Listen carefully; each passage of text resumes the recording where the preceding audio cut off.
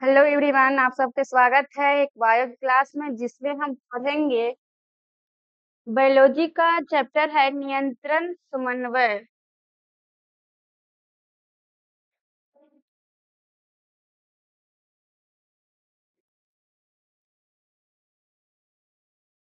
नियंत्रण एवं समन्वय। चलिए आगे की ओर चलते हैं क्वेश्चन की ओर।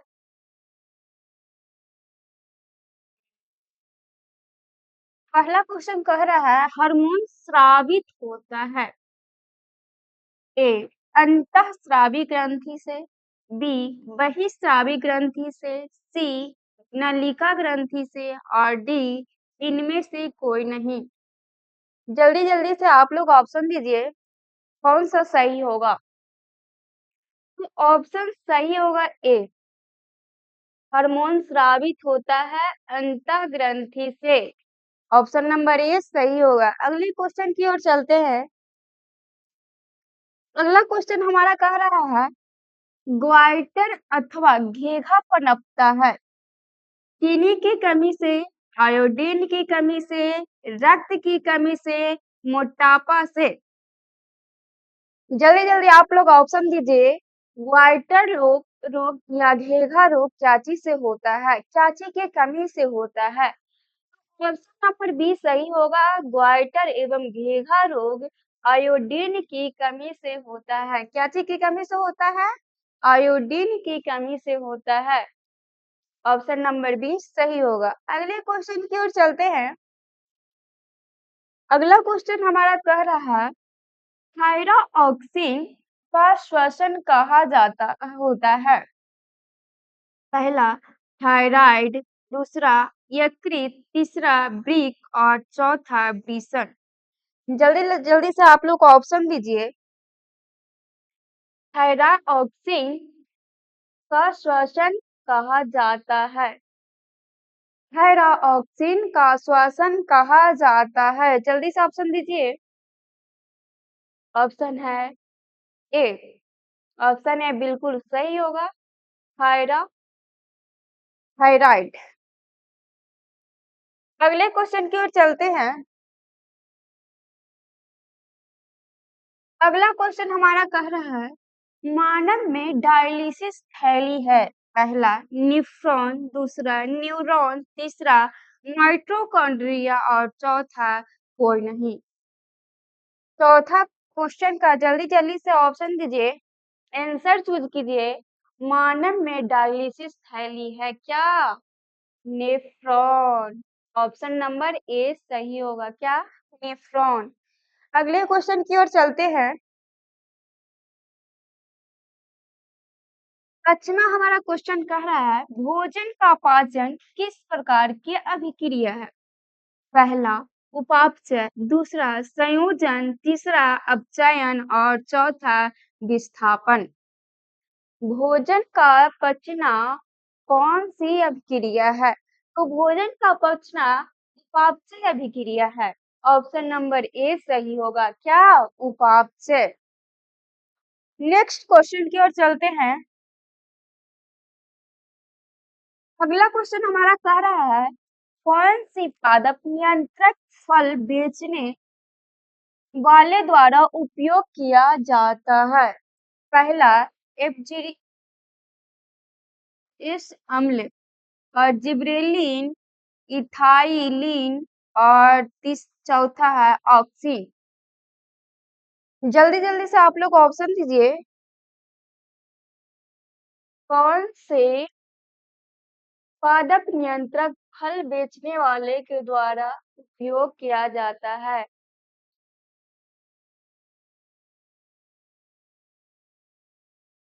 छठा का ऑप्शन दीजिए जल्दी जल्दी से। तो छठा का ऑप्शन सी सही होगा। इथाइल लिन, इथाइलिन। अगले क्वेश्चन की ओर चलते हैं।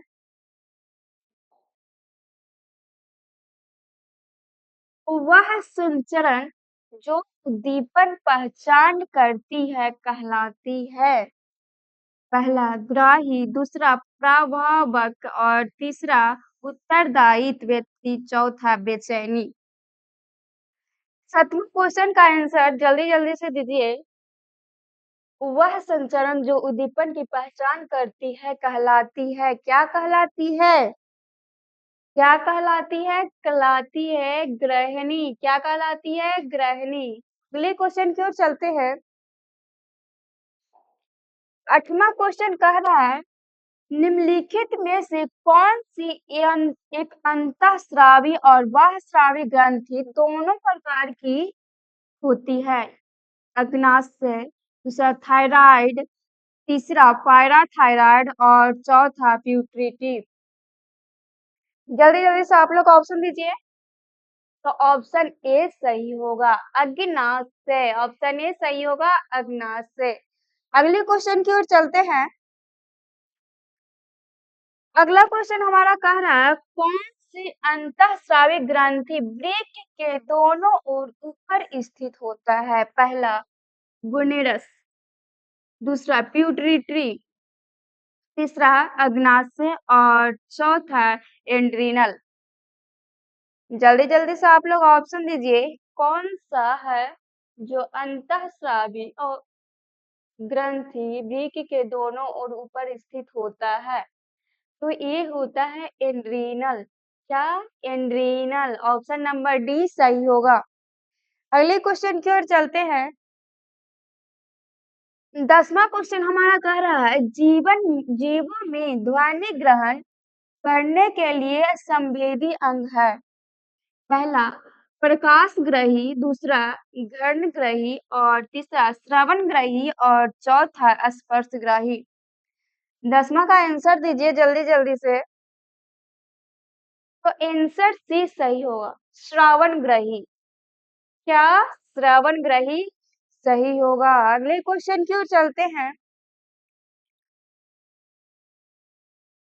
वृक्क के ऊपर स्थित अंतःस्रावी ग्रंथि है। पहला पीयूष ग्रंथि, दूसरा पिनियल ग्रंथि, तीसरा अधिवृक्क ग्रंथि और चौथा नन ऑफ दिस। 11 का ऑप्शन चूज कीजिए, कौन सा ऑप्शन सही है आपका? तो ई सी सही होगा, अधिवृक्क ग्रंथि। कौन सा? सी, अधिवृक्क ग्रंथि। अगले क्वेश्चन की ओर चलते हैं।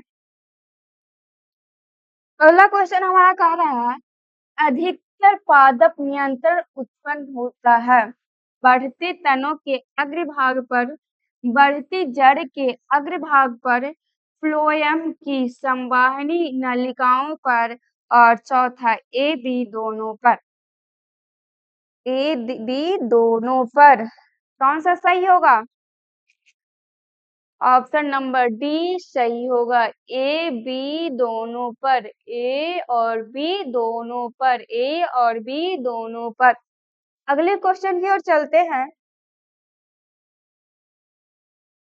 अगला क्वेश्चन कह रहा है हमारा बीज रहित फलों के बनने को कहते हैं अनिषेक फल, दूसरा अनिषेक अंडपी और तीसरा अग्र प्रभाविकता और चौथा इनमें से कोई नहीं। जल्दी जल्दी से आप लोग ऑप्शन चूज कीजिए। तो ऑप्शन सी सही है, अग्र प्रभाविकता। अग्र प्रभाविकता। अगले क्वेश्चन की ओर चलते हैं। अगला क्वेश्चन हमारा कह रहा है निम्नलिखित में से कौन सा पादप हार्मोन है? पहला इंसुलिन, दूसरा थायरॉक्सिन, तीसरा एस्ट्रोजन और चौथा साइटोकाइनिन। 14 का आंसर दीजिए जल्दी जल्दी से। इंसुलिन, थायरॉक्सिन, एस्ट्रोजन और साइटोकाइनिन में साइटोकाइनिन सही होगा। डी ऑप्शन सही होगा, साइटोकाइनिन। अगले क्वेश्चन की ओर चलते हैं।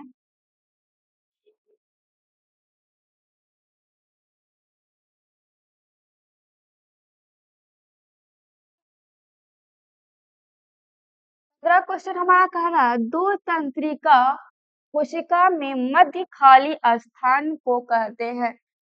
पहला ध्रुमिका, दूसरा सिनेटिक दरार और तीसरा एक्सॉन और चौथा आवेग। 15 का आंसर दीजिए। तो 15 का बी होगा, सिनेप्टिक दरार, जिसे हम सिनेप्स भी कहते हैं, सिनेप्स। बी ऑप्शन सही होगा। अगले क्वेश्चन की ओर चलते हैं। मस्तिष्क उत्तरदायी है सोचने के लिए, हृदय स्पंदन के लिए, शरीर के संतुलन बनाने के लिए और उपयुक्त सभी। 16 का आंसर जल्दी जल्दी से दीजिए।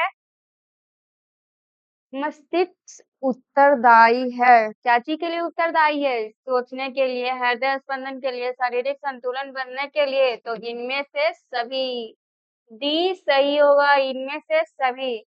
अगले क्वेश्चन की ओर चलते हैं। अगला क्वेश्चन हमारा कह रहा है, बहुकोशिकीय जीवों में निम्न में से किस प्रकार के समन्वय पाया जाता है? रासायनिक समन्वय, तंत्रिका समन्वय, उपयुक्त दोनों और इनमें से कोई नहीं। 17 का ऑप्शन दीजिए जल्दी से।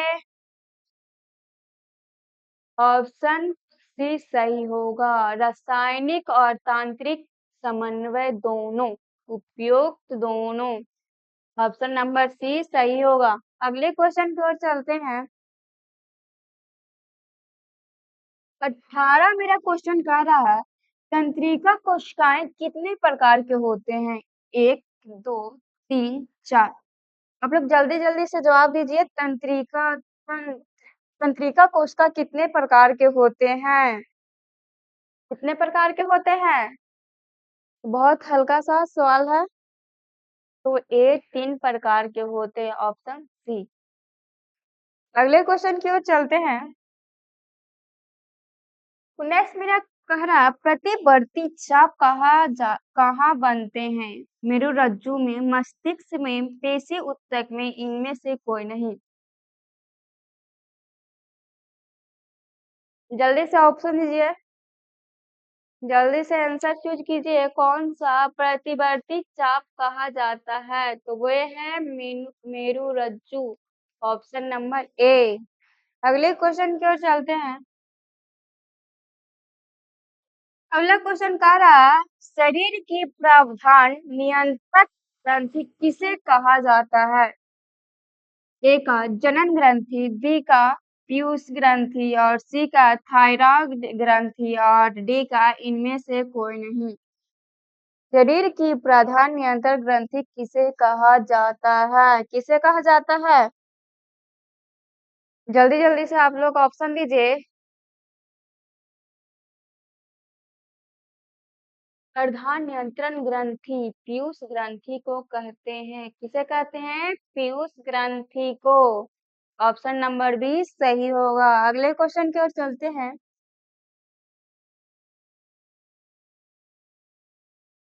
अंतःस्रावी ग्रंथि होता है नलिका वाहिका, नलिका युक्त, दोनों, इनमें से कोई नहीं। अंतःस्रावी ग्रंथि होता है, क्या होता है? नलिका होता है कि नलिका युक्त होता है, दोनों होता है, इनमें से कोई नहीं।